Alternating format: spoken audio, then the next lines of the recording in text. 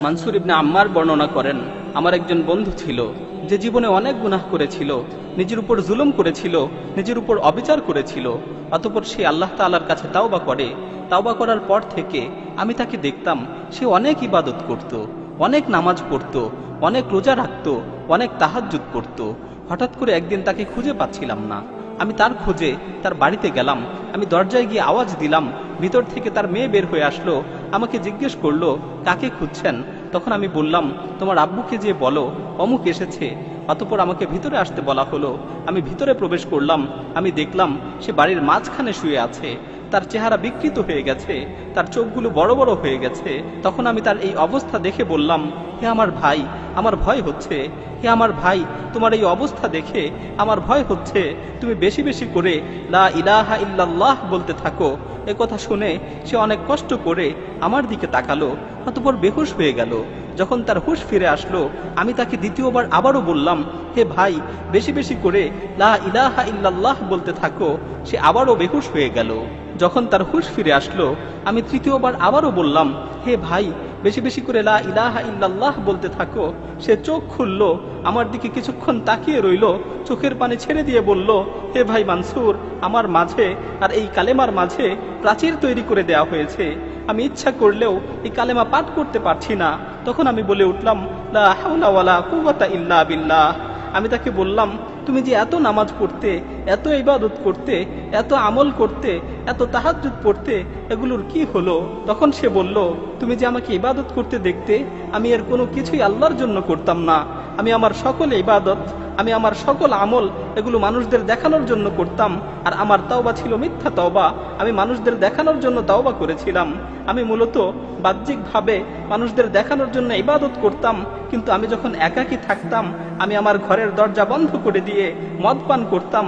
আমি নির্জন মুহূর্তে বিভিন্ন ধরনের গুনায় লিপ্ত হতাম। আমার মনে আছে, একবার আমি খুব গুরুতর অসুস্থ হয়ে গিয়েছিলাম। আমার ধারণা হচ্ছিল আমি আর বাঁচব না। তখন আমি আমার পরিবারের লোকজনকে বললাম, আমাকে ধরে বাড়ির মাঝখানে নিয়ে আসো এবং আমার নিকট একটি কোরআন শরীফ নিয়ে আসো। অতঃপর তারা আমাকে ধরে বাড়ির মাঝখানে নিয়ে গেল এবং আমার নিকট কোরআন শরীফ নিয়ে আসলো।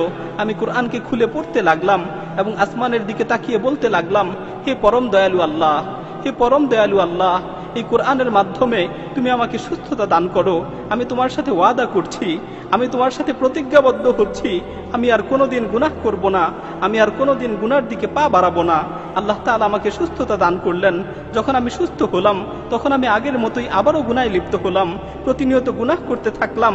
আল্লাহর সাথে কৃত ওয়াদার কথা একেবারেই ভুলে গেলাম। এভাবে গুনাহ করতে করতে বেশ কিছুদিন অতিবাহিত হয়ে গেল। এভাবে আল্লাহর নাফরমানি করতে করতে বেশ কিছুদিন অতিবাহিত হয়ে গেল। অতঃপর আমি দ্বিতীয়বার আবারও অসুস্থ হয়ে পড়লাম। আমি কঠিন রোগে আক্রান্ত হলাম।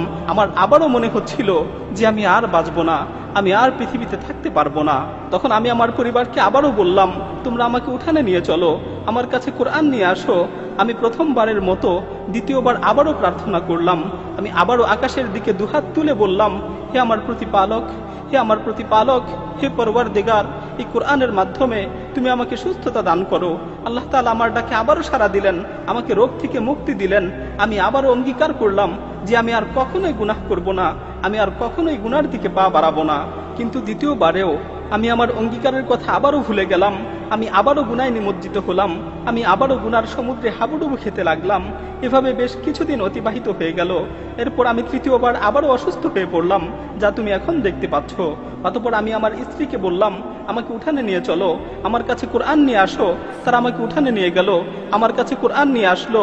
অতঃপর এবার যখন আমি তিলাওয়াত করার জন্য কোরআনকে খুললাম, আমি দেখতে পেলাম কোরআনের সমস্ত পৃষ্ঠাগুলো সাদা হয়ে গেছে। পুরো কোরআনের মাঝে একটি অক্ষরও আমার চোখে পড়ল না। আমি বুঝতে পারলাম আসমান ও জমিনের অধিপতি আল্লাহ সুবহানাহু ওয়া তাআলা আমার উপর রাগান্বিত হয়েছেন। আসমান ও জমিনের অধিপতি আল্লাহ সুবহানাহু ওয়া তাআলা আমার উপর ক্রোধান্বিত হয়েছেন, কারণ আমি বহুবার তার সাথে ওয়াদা করেছি, বহুবার ওয়াদা ভঙ্গ করেছি। আমি বহুবার তার কাছে তাওবা করেছি, বহুবার তাওবা ভঙ্গ করেছি। তিনি আমাকে অনেকবার সুযোগ দিয়েছেন, কিন্তু আমি বারবার এই সুযোগের অপব্যবহার করেছি। আমি বুঝতে পারলাম যে আল্লাহ তাআলা আমার উপর রাগান্বিত হয়েছেন। তাই আমি আসমানের দিকে হাত তুলে বললাম, হে আল্লাহ, আমাকে এই বিপদ থেকে মুক্তি দাও। হে আল্লাহ, আমাকে এই বিপদ থেকে রক্ষা করো, আমাকে এই বিপদ থেকে উদ্ধার করো। আমি যখন এই কথাগুলো শেষ করলাম, আমি শুনতে পেলাম কেমন যেন আসমান থেকে আমাকে লক্ষ্য করে বলা হচ্ছে, তুমি যখন বিপদে পড়ো তখনই আমার কাছে আসো, আর যখন বিপদ শেষ হয়ে যায় তখন আবারও গুনায় লিপ্ত হও। তোমাকে আমি কতবার বিপদ থেকে উদ্ধার করেছি, তোমাকে কতবার বিপদ থেকে রক্ষা করেছি, কিন্তু তুমি একবারও নিজেকে শুধরানোর চেষ্টা করনি। মানসুর ইবনে আম্মার বলেন, এ কথা শুনে আমি ক্রন্দন করতে করতে তার কাছ থেকে উঠে গেলাম। আমি যখন বাড়ি থেকে বের হওয়ার জন্য দরজার কাছাকাছি পৌঁছলাম তখন পিছন থেকে সংবাদ আসলো সে মারা গেছে, সে মৃত্যুবরণ করেছে। সে তওবা না করেই মৃত্যুবরণ করেছে। তার মাঝে ও তাওবার মাঝে প্রতিবন্ধকতা সৃষ্টি করে দেওয়া হয়েছে। প্রিয় ভাই ও বোনেরা, আল্লাহ তাআলা আমাদেরকে তওবা করার সুযোগ দিয়েছেন। আল্লাহ তাআলা আমাদের ডাক দিয়ে বলছেন, ইয়া আইয়ুহাল্লাযীনা আমানু তুবু ইলাল্লাহি তাওবাতান নাসুহা আসা রাব্বুকুম আন ইউকাফিরা আনকুম সাইয়্যাতিকুম ওয়া ইউদখিলাকুম জান্নাতিন তাজরি মিন তাহতিহাল আনহার। হে ঈমানদারগণ, তোমরা একনিষ্ঠভাবে আল্লাহর নিকট তওবা করো। হে ঈমানদারগণ, তোমরা একনিষ্ঠভাবে আল্লাহ তাআলার নিকট তওবা করো। আল্লাহ তাআলা অবশ্যই তোমাদের গুনাহগুলোকে ক্ষমা করে দিবেন এবং তোমাদেরকে জান্নাতে প্রবেশ করাবেন, যার তলদেশ দিয়ে নহরসমূহ প্রবাহিত হয়। আল্লাহ তাআলা আমাদেরকে তওবা করার সুযোগ দিয়েছেন, কিন্তু আমরা এই সুযোগকে অবমূল্যায়ন করছি। আল্লাহ তাআলা আমাদের তওবা করার সুযোগ দিয়েছেন, কিন্তু আমরা এই সুযোগের অপব্যবহার করছি। এমন একটি সময় হবে যখন আমাদের মৃত্যু চলে আসবে, তখন আমরা তওবা করতে চাবো, কিন্তু আমাদের তওবা কবুল করা হবে না। আল্লাহ তাআলা বলছেন, ওয়ালাইসাতিত তাওবাতু লিল্লাযীনা ইয়ামালুনাস সাইয়্যাত হাত্তা ইযা হাদারা আহাদাহুমুল মাউত ক্বালা ইন্নী তুবতুল আন। আর এমন লোকদের জন্য কোনো ক্ষমা নেই যারা মন্দ কাজ করতেই থাকে, এমনকি যখন তাদের মাথার উপর মৃত্যু এসে উপস্থিত হয় তখন বলতে থাকে, আমি এখন তওবা করছি। প্রিয় ভাই, আর দেরি নয়, আসুন এখনই তওবা করি, সুযোগ থাকতে তওবা করি, সুস্থ অবস্থায় আল্লাহর দিকে প্রত্যাবর্তন করি।